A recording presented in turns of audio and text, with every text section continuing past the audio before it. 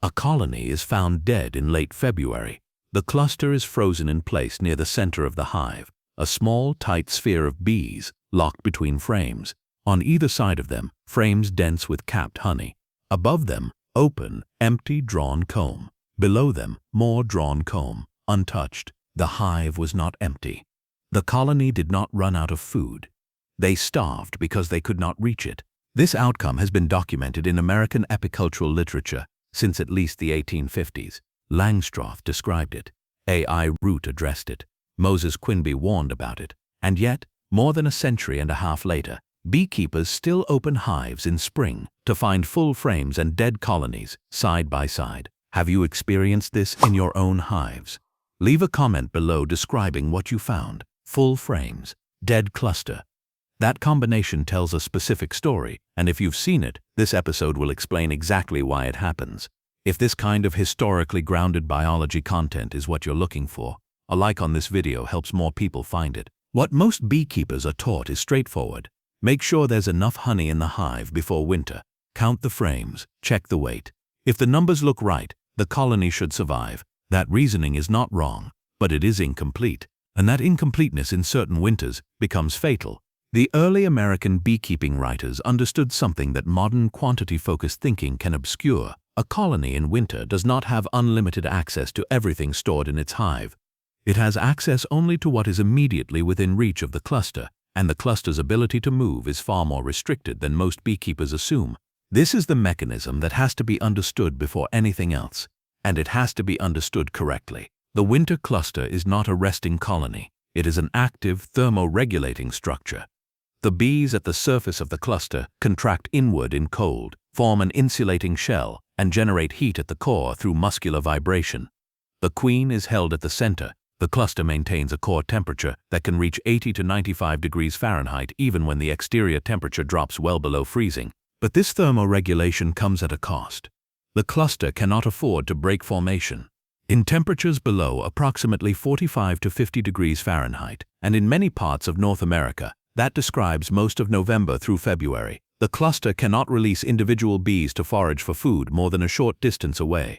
It cannot send workers to a frame on the opposite side of the hive. It cannot cross a gap of cold, empty comb. The cluster moves, but it moves only one direction, upward. As the bees consume the honey directly surrounding them, the cluster shifts gradually upward through the hive, following the heat gradient and following the food. This upward movement is slow and continuous over the course of winter. It is not random. It follows the path of available food. What this means, practically, is that the position of honey matters more than the total quantity of honey. A hive that begins winter with 20 frames of honey, but with the heaviest frames on the outer edges and only light frames directly above the cluster's starting position, is a hive in danger, not because it lacks food, but because that food is not in the cluster's path. More honey, wrong position, same outcome. Langstroth, writing in the mid-19th century, was among the earliest American beekeeping writers to articulate this clearly. In his observations, he distinguished between colonies that starved from genuine shortage and colonies that starved despite apparent plenty. He noted that in cases of what might be called positional starvation, the frames nearest the dead cluster were often partially or fully capped, while the cluster itself showed the characteristic posture of starvation, bees head down in cells, abdomen outward, searching for the last available food within the cluster's reach. A.I. Root's Cyclopedia of American Bee Culture, which went through many editions between the 1870s and the early 20th century, returned to this subject repeatedly. Root emphasized that the arrangement of the winter hive, not simply the quantity of stores, determined the colony's access to food through the coldest months. He recommended that beekeepers in northern climates pay close attention to where the cluster would form and what lay directly above that position. Moses Quinby, one of the most practically minded American beekeeping writers of the 19th century, identified late winter, specifically the period from January through early March, as the window of highest risk. This is when the cluster has consumed the honey immediately above its starting position and has moved upward into the top of the hive.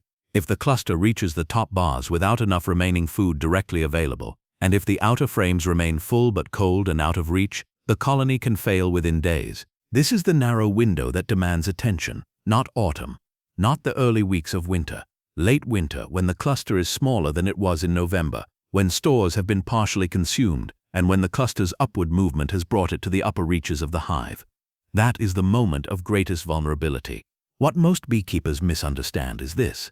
The danger of isolation starvation is not primarily a function of how much honey the colony stored in autumn.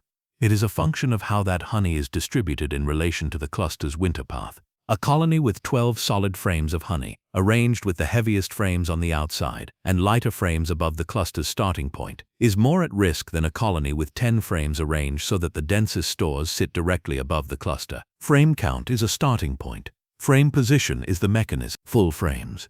Wrong position. Empty cluster. The practical implications of this understanding shaped how 19th century American beekeepers prepared their hives for winter. The preparation did not begin in October. It began in late summer, when the beekeeper had control over the arrangement of frames within the hive body before the cluster formed. The recommended approach, consistent across multiple sources from this period, involved ensuring that the frames directly above the anticipated cluster location, typically the center frames, where the colony's brood nest had been, carried the heaviest honey stores. Outer frames could carry lighter stores or pollen, but the frames in the cluster's upward path needed to be well capped and dense. Some beekeepers of this era used division boards, also called follower boards, to compress the winter colony's usable space. By narrowing the hive laterally, they reduced the horizontal distance between the cluster and the stored honey, ensuring that whatever frames remained accessible were immediately adjacent to the cluster rather than separated by open comb. This technique was especially recommended for smaller or weaker colonies entering winter, with populations that might not fill a standard 10-frame hive body. The cluster should not need to span more than 6 to 8 frames in most cases. For a colony entering winter in a single deep hive body, the heaviest honey frames should occupy the top portion of the center, frames 4 through 7, in a 10-frame box, for example, with the cluster forming below them in the same central zone. The bees will move upward through that honey supply across the winter months. For 2-story winter setups, the arrangement must account for the cluster's ability to move between boxes. A cluster confined to the lower box with heavy honey only in the upper box is in a structurally sound position, provided the passage between boxes remains within the cluster's reach. A cluster that has consumed the lower box, stores and cannot bridge the gap to the upper box in a cold snap faces the same isolation risk as a cluster surrounded by side frame honey it cannot reach. If you value biology-based beekeeping, consider subscribing. The mistake that creates the most late winter failures is not negligence in autumn. It is assumption. The beekeeper hefts the hive in October, feels the weight, concludes the colony is provisioned, and does not revisit the frame arrangement. The weight tells the total quantity. It does not reveal whether that quantity is positioned in the cluster's path. Emergency intervention in late winter has its own historical documentation. Beekeepers who recognized isolation starvation before the colony fully collapsed used a technique that required no frame rearrangement and no full inspection in cold weather, placing a candy board, a solid crystallized sugar mass, directly above the top bars, immediately over the cluster's position. This placed food in direct contact with the cluster's upper surface, bypassing the need to reach outer frames. Candy boards were not considered a substitute for proper autumn preparation. They were an emergency correction, and they were understood to be precisely that. The historical literature does not present them as a management strategy. It presents them as a rescue tool for a problem that should have been prevented earlier.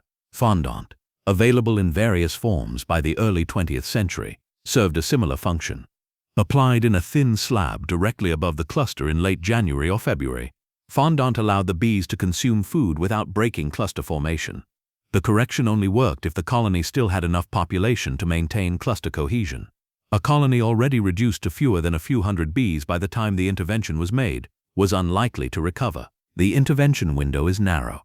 By the time visible symptoms appear, dead bees at the entrance, cluster weight loss detectable by heft, or bees visible at the top of the frames during cold days, the colony is already under serious stress.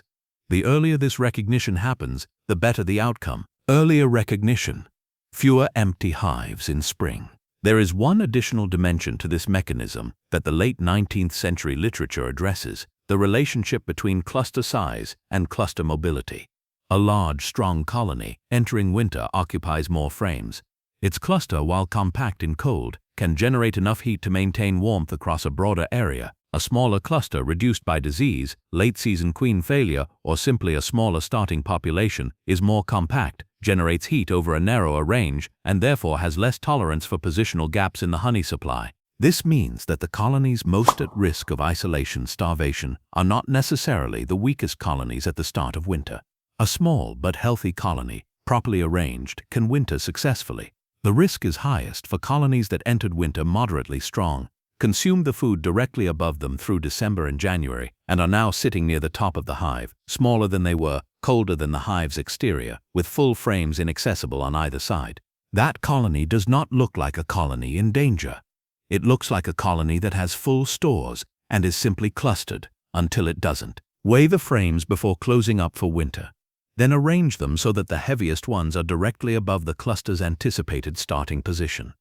If the colony is smaller than average, compress its winter space with division boards. In late January or early February, if conditions allow a quick exterior check, not an inspection but a heft, a listen, a glance at the top bars, assess whether the cluster appears to be running out of space to move upward. If it is, a candy board placed immediately above the cluster can prevent a failure that full frames on the outer edges cannot. These are not new ideas. They are 19th century ideas, documented, tested across generations of American beekeeping practice, and as applicable now as they were when Langstroth first described why a colony surrounded by honey might not survive to spring. The bees have not changed. The laws governing how a winter cluster moves, how it generates heat, and how far it can reach for food in February are the same today as they were in 1850. The cluster cannot cross a gap of cold comb to reach honey on an outer frame. It cannot vote on a better arrangement. It can only move upward, consuming what is directly in its path until that path runs out. Understanding that mechanism and arranging the hive accordingly before winter closes in is the difference between full frames found in spring beside a dead cluster and full frames found in spring beside a colony that is already raising brood. If this breakdown was useful, leave a comment with your experience. Subscribe for more historically grounded beekeeping insights.